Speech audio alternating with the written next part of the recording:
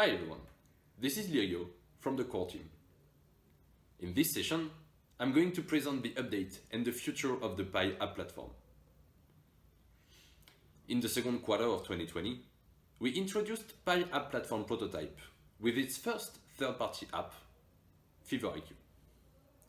We had multiple iterations of the prototype to fix bugs, improve scalability and user experience, and finally, we announced the developer SDK and the testing sandbox at the end of May.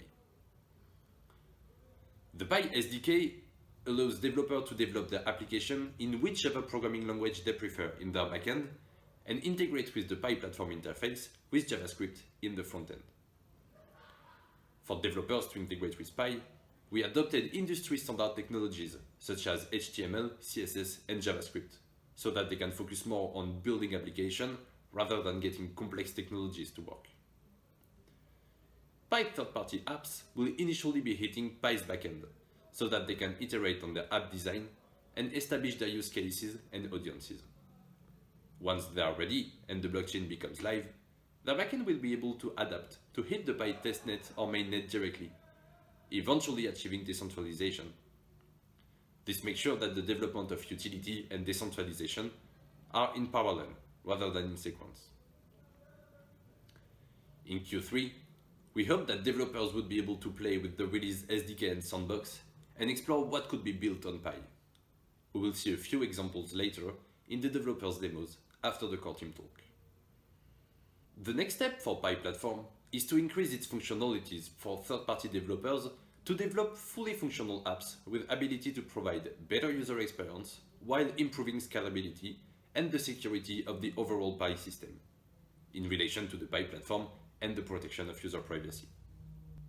First, we would like to provide SDK endpoint for developers to take advantage of the scalable database backend of Pi network. We will build the user state object in our SDK for third-party apps to provide continued user experience.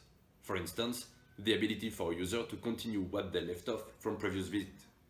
This is indeed important for almost all apps.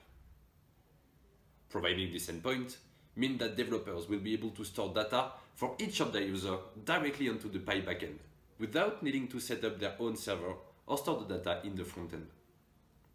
While more complex apps will still require their own backend, this SDK functionality will enable a plethora of simple apps to work without worrying about the servers.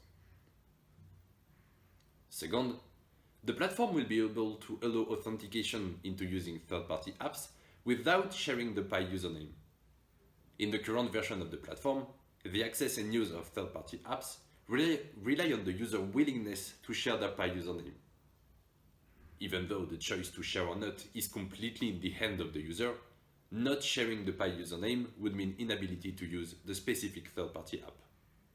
The next version of the platform would like to make the authentication to use third-party apps more flexible to provide better control and protection of user privacy while maintaining their ability to use the third-party apps. Eventually, the platform will enable third-party apps to request specific information about the user and allow the user to accept or refuse each of them. The platform wants to provide more functionalities and accessibility for third-party apps to tap into the infrastructure of the Pi system and Pi community. For example, the ability for third-party apps to create their own Pi chat room through the SDK to interact with their users.